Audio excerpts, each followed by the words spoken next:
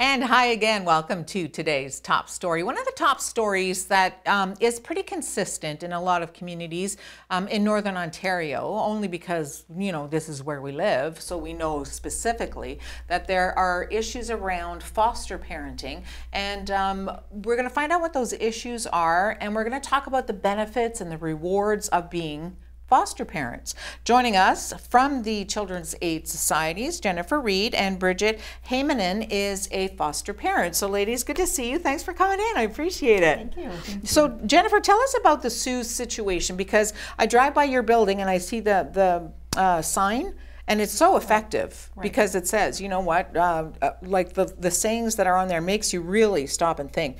Are you getting good reaction? Are your numbers good? Are you where you would like to be as an agency?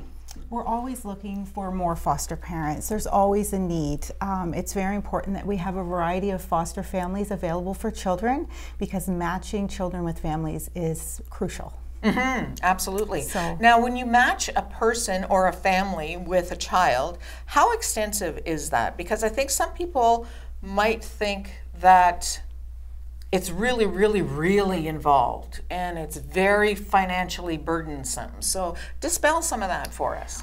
when matching a child with a family, we're looking at the children's needs, the family's abilities, the family's life, what their lifestyle looks like, the child's likes, dislikes, those kinds of things, right into medical. Is there allergies? Does the family have pets? We look at the school district. Can we keep the child within their own school district? Those kinds of things. We are looking for families with all kinds of walks of life, all kinds of training, all kinds of experience, stay-at-home moms, working families.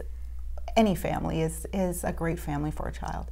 Now, do you think that there's a misconception about foster parents? Because unfortunately you hear so many bad stories in the media about, you know, oh, I was a foster child and I was abused and kept in a closet and all those horrible stories. That's not the case generally, though. It's not the case at all. The foster families are provided with lots of support from the staff. The workers are in and out of the home all the time, providing support and guidance and ensuring that the standards are met and helping foster parents through the matrix of child welfare. So. Now, is there an age limit? Because I know of foster parents who retired and thought that they might like to do this. Is that feasible? Absolutely. There's no age limit. We have foster families from very young, in their 20s, to their 80s. Now, if somebody wants to be a foster family, how do they go about it? Do they have to come to you and ask? What they would do is call our 705-949-0162 number and ask to speak to someone about fostering, and then we'll get started. Terrific. Bridget, tell us, as a parent of a foster child or several? We have several right now. You have several foster children. How long have you been a foster parent? About a year and a half. What prompted you to become a foster parent? Well, my own children kind of got a little bit older and my house was quiet. And I love being a mom. I love having young kids in the house, and so I just thought, what can we do to bring more children into our home? And that fostering came up, so I called the number and got right in and did our training and got some foster kids. What did you think of the training? Was it tough? Was it easier than you thought? No, it's just some teaching you how to be parents, and it actually helps with our own kids. We loved it. I think every parent should have to go through that training. Oh, that's a good thing to know. Yeah. Do you get to pick an age group? Yes, you can decide. You can tell them if you want 2 and under, you know, whatever age you want. Teenagers, boys, girls. Yeah, they're very flexible. They let you choose, and you can even decline if they call you and say, "Can you take this child?" and you're not ready for that age. Oh, see, you don't that's have a good point to Yes, make. you don't have to take the child just because they tell you.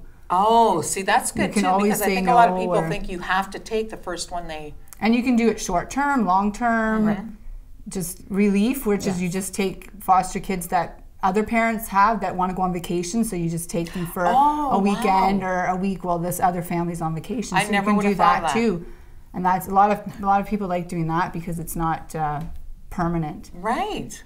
So you can you're help like a that way holiday too. foster mom sometimes. That's And so sometimes cool. it's fun because you're getting a variety of children in your home all the time. Yeah, definitely. Now, was there an adjustment for your own kids to have these kids come? Sure, there was, but we're a close-knit family, and they loved having younger children in the home again, and I had teenage girls, so they were just absolutely they're little moms. Yeah. Right. So it fits with our family. We love it.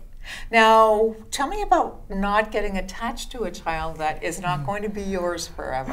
I can't imagine how you do that. A lot of people I talk to say they couldn't do it because of the attachment part. That's how I feel. But you have to make that attachment if you want to help the child. So you can't just try to stay not attached to the child. But it's just a process, and you adjust and move on forward when a child's moved out of your home and get a new child and you get attached to that child. So it's just a process that you eventually get through. The first couple of days may be hard when you lose a child, but you get through it, and you know that you've helped that child and you've loved that child, and you hope that when they go back home or they get moved, that you've given them enough foundation that they can move forward and have a great life wherever. Do you ever think about them coming back to visit? We've only been doing it for a short time, but I've heard other foster parents talk about keeping in contact with children that they've had in their home, and teenagers that move on or go away for school that they've kept in contact. But well, you know what? It's funny because I was interviewing one time a foster child who had grown up and was an adult and was thinking about becoming a foster parent, and talked about how he is in touch with one of his foster moms because she changed his whole life. And it just struck me, the commitment that you make and how open-hearted you have to be. And you just decide, I'm doing this because it's for the good of the child. Yeah. Does it ever get to you? Yeah, it does. Yeah. Like a normal person. Yeah.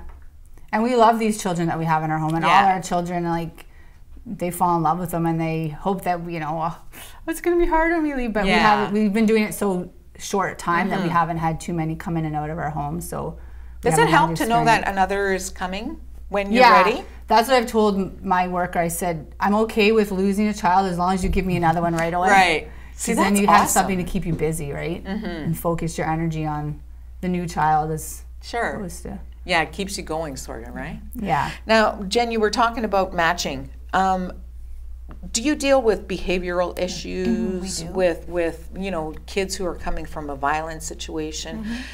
And how does that work with a parent in matching? Children struggle. They struggle. They go through a lot coming into care. There's a lot of loss. So we provide support and training, ongoing training each month, and trying to get all sorts of different people from the community in to provide training on discipline, behaviors, how to cope. Each foster parent has a worker, which would be someone like me, and I would go through strategies, what's working, what's not working, let's discuss this, and really looking at why the behaviors are happening. And it helps foster parents to understand that. And they have more empathy for the child if they understand where it's coming from. Do you think that's what's holding some people back from being foster parents? Maybe they don't think they're well equipped enough. I think so. I think they're nervous because they don't feel they maybe have the skill. I think also about letting them go. And that I hear that so often too, I don't know how I'll let them go. And I think you put it nicely too, that you understand you're a stepping stone in that child's life. I've had many foster parents call me and tell me that this child reached out to me and they're 22 years old and I cared for them 15 years ago. And so children often reach out. And every child that comes into the home doesn't always have an issue. Like a behavioral issue or something. Right. Some children just need love and time. Right. They just need you to spend time with them and give them love. It's not always, there's not always issues. And it doesn't have to be like the standard mom and dad, right? Oh, absolutely not. Like a single person now is more easily single accepted? Working person. We will help out. We will help out with childcare. We will help out. If someone comes forward that wants to do this, we will do what we can to support them. That's awesome because, as a woman, there's the clock that everybody talks about, right? Yeah. And if you're single and you've always wanted a child and there's no prospect of that in the near future, what a great opportunity. It is. It really is.